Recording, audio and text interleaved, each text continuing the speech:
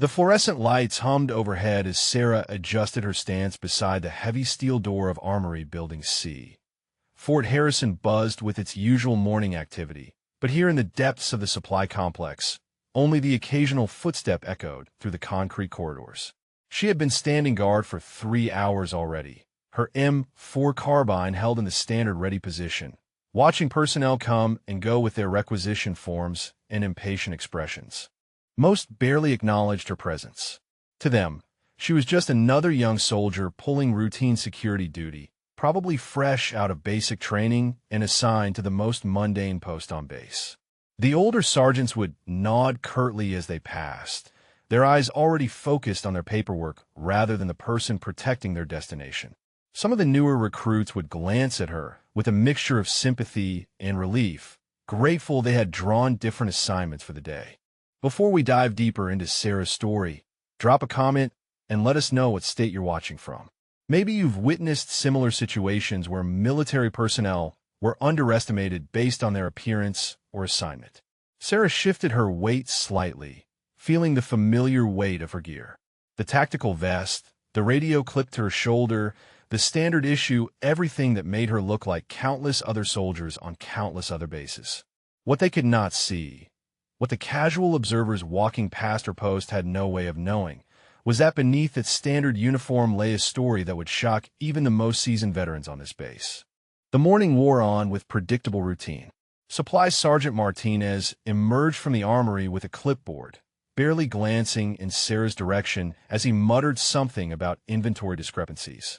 Behind him followed 2 corporals, their conversation loud enough for her to overhear. "This is what we get stuck with for security," one of them said, shaking his head. "Command must be really scraping the bottom of the barrel if they're putting kids on armory duty." The other corporal laughed, adding that at least she looked awake, which was more than they could say for the last guard who had fallen asleep during his shift. Sarah maintained her professional composure, her eyes scanning the corridor as she had been trained to do. Her jaw tightened imperceptibly, but her stance never wavered. She had heard variations of this conversation dozens of times over the past month since arriving at Fort Harrison. The comments about her age, her gender, her apparent inexperience followed her from post to post like shadows. What these passing soldiers failed to notice were the subtle details that would have given a more observant person pause. The way she held her weapon with absolute familiarity, not the careful grip of someone still learning proper form. The methodical pattern of her visual sweeps, covering angles and blind spots with the precision of someone who had learned surveillance in far more dangerous places than a stateside armory corridor. As the corporals disappeared around the corner, their laughter fading, Sarah allowed herself the smallest of smiles. If they only knew the truth about who was really protecting their precious weapons cache, their casual dismissal might transform into something closer to reverence. Lieutenant Sarah Chun adjusted her tablet as she walked through the bustling corridors of Nellis Air Force Base, her footsteps echoing against polished floors. The simulation center loomed ahead, filled with the constant hum of advanced computer systems and the sharp voices of pilots preparing for another training exercise. She had been assigned to observe today's tactical simulation, a role that seemed to exist somewhere between essential and invisible. Captain Marcus Rodriguez brushed past her without acknowledgement, his flight suit crisp and adorned with patches that spoke of real combat experience. She heard him talking to another pilot, his voice carrying the casual confidence that came with years in the cockpit. The man mentioned something about desk jockeys cluttering up real military operations, and Sarah felt the familiar sting of dismissal. Before we dive into this story, drop a comment and let us know what state you're watching from. Maybe you've witnessed similar situations where someone's contributions were overlooked in your community. Sarah had spent 4 years studying tactical analysis at the Air Force Academy, graduating near the top of her class in strategic planning. Her professors had praised her ability to see patterns others missed, to identify weaknesses in complex battle scenarios that seasoned officers often overlooked. Yet here she was, relegated to the observer's chair, while others questioned why an analyst even needed to be present during flight simulations. The simulation room buzzed with pre-flight energy as squadron members checked equipment and reviewed mission parameters. Sarah took her assigned seat at a monitoring station, her multiple screens displaying real-time data feeds from 12 different aircraft. She began reviewing the tactical scenario, noting variables and potential complications that would emerge during the exercise. The mission briefing crackled through the intercom as Colonel Patricia Hayes outlined the day's exercise parameters. 12 F-16 Fighting Falcons would engage in a complex air-to-air combat scenario against simulated enemy forces, testing new defensive formations under challenging weather conditions.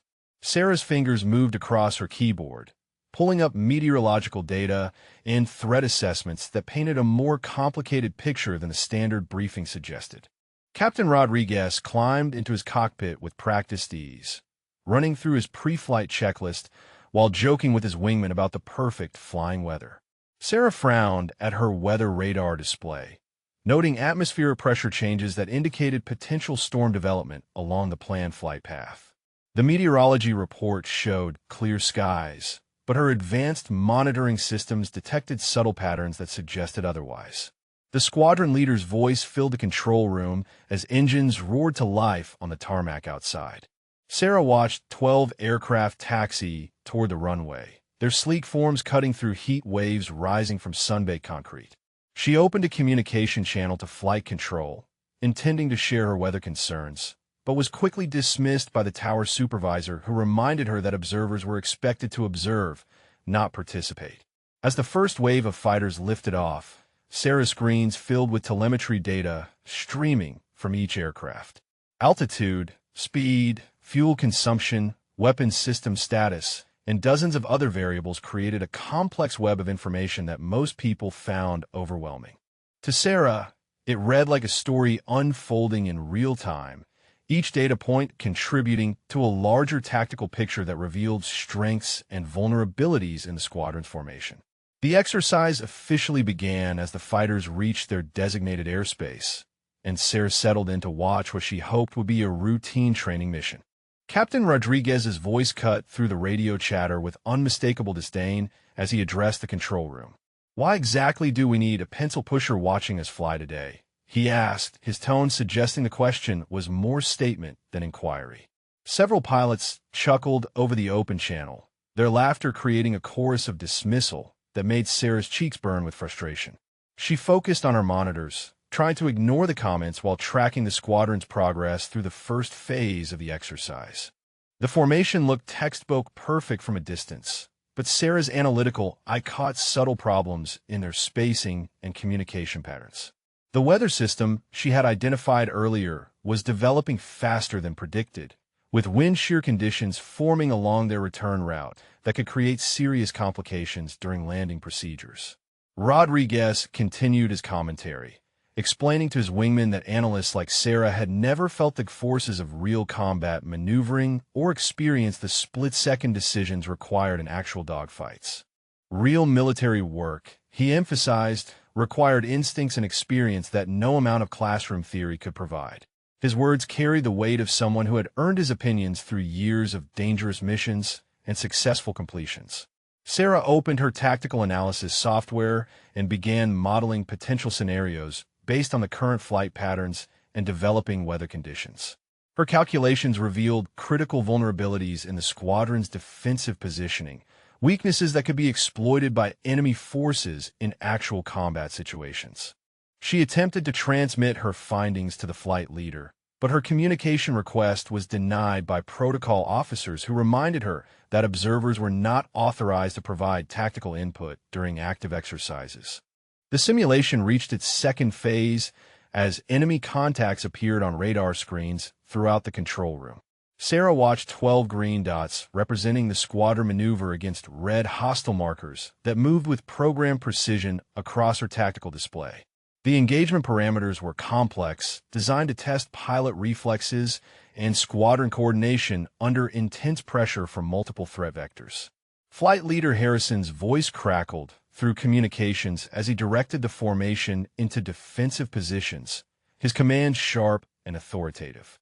Sarah noticed immediately that his chosen formation left the squadron's eastern flank vulnerable to the simulated surface-to-air missile systems, But her attempts to flag this concern were met with stern reminders about observer protocols from the control room staff.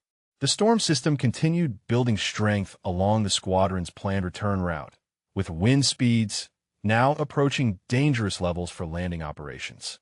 Sarah pulled up detailed atmospheric models that painted an increasingly troubling picture of conditions the pilots would face in 45 minutes when fuel reserves forced them to return to base.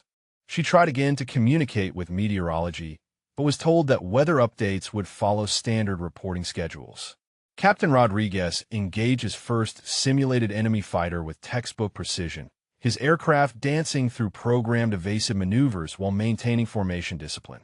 His flying skills were undeniably impressive, each movement calculated and confident. Sarah admired his technical abilities even as she recognized the tactical blind spots that his focus on individual performance created within the larger squadron framework. The exercise intensity increased as additional enemy contacts appeared, forcing rapid decision-making that would determine success or failure for the entire training mission. The simulation reached critical intensity as enemy forces launched a coordinated assault from 3 directions simultaneously. Sarah's screens filled with red warning indicators as hostile missiles streaked toward the squadron's position, forcing pilots into evasive maneuvers that scattered their carefully maintained formation. The control room erupted with urgent communications as flight leaders struggled to maintain tactical coherence under the programmed assault. Sarah's analytical mind processed the unfolding scenario with growing alarm as she recognized a dangerous pattern developing in the enemy's attack strategy. The simulated hostile forces were executing a classic pincer movement designed to drive the squadron toward a predetermined kill zone, where surface-to-air missiles waited in ambush. Flight leader Harrison was responding exactly as the simulation programmers had predicted, leading his aircraft directly into the trap. She leaned forward in her chair, fingers flying across her keyboard as she pulled up tactical projections that confirmed her worst fears. The squadron had perhaps 90 seconds before they reached the point of no return, where escape from the kill zone would become mathematically impossible. Her heart raced as she calculated alternate flight paths that could break the enemy's tactical advantage, but protocol regulations prevented her from transmitting this information directly to the pilots. Captain Rodriguez's voice cut through the radio chatter with characteristic confidence as he reported successful missile evasion. But Sarah could see on her display that his maneuver had actually pushed him deeper into the enemy's carefully laid trap. The other pilots followed his lead, their trust in his experience creating a cascade of tactical errors that the simulation's artificial intelligence was designed to exploit mercilessly. Time was running out as the squadron flew unknowingly toward disaster. The security alert escalated rapidly as additional reports flooded the communication channels. Sarah could hear Johnson coordinating with multiple units, his voice betraying increasing stress as the situation developed beyond standard protocols. The intruders had apparently bypassed several security checkpoints and were moving systematically toward high-value targets. Unknown contacts are approaching the Armory complex, Johnson announced, his earlier confidence completely evaporated. All personnel prepare for possible hostile contact. Sarah felt the familiar calm that descended during crisis situations, her mind automatically shifting into operational mode as she assessed angles of approach, defensive positions, and potential threats. Through her earpiece, she could hear fragments of communication indicating that the base's regular security forces were struggling to contain the situation. The intruders displayed knowledge of base layout and security procedures that suggested either inside information or advanced reconnaissance capabilities. Johnson was now looking at Sarah with obvious concern, perhaps beginning to realize that his dismissive attitude toward her capabilities might have been dangerously premature. The thought of defending the armory with someone he considered inexperienced backup was clearly causing him significant anxiety. What Johnson could not know was that Sarah had faced similar situations multiple times before in places where backup was non-existent and failure meant catastrophic consequences. She had operated in environments where the stakes were exponentially higher and the margin for error was measured in seconds rather than minutes. As footsteps echoed in the distance, growing closer to their position, Sarah prepared herself for the possibility that her carefully maintained cover was about to be shattered by the demands of operational necessity. The sound of heavy boots echoed through the corridor as a figure emerged from the shadows at the far end. General Harrison himself appeared, moving with the urgent purpose of someone responding to a genuine crisis. His presence immediately transformed the atmosphere, bringing the weight of command authority to what had been a chaotic situation. Johnson snapped to attention, his relief at seeing senior leadership palpable as he began to brief the general on the developing security breach. But General Harrison's attention was not focused on Johnson's report. Instead, his eyes had locked on Sarah with an expression of growing recognition that sent a chill through the air. The general approached slowly, his gaze fixed on something specific about Sarah's appearance that the others had failed to notice. His experienced eyes moved methodically across her uniform, taking in details that suddenly seemed to carry significance beyond their apparent simplicity. Johnson continued his briefing, unaware that the general's attention had shifted completely away from his words. The crisis that had seemed so urgent moments before was now secondary to whatever the general was seeing in Sarah's presentation. Sarah felt the moment of truth approaching like an unstoppable force.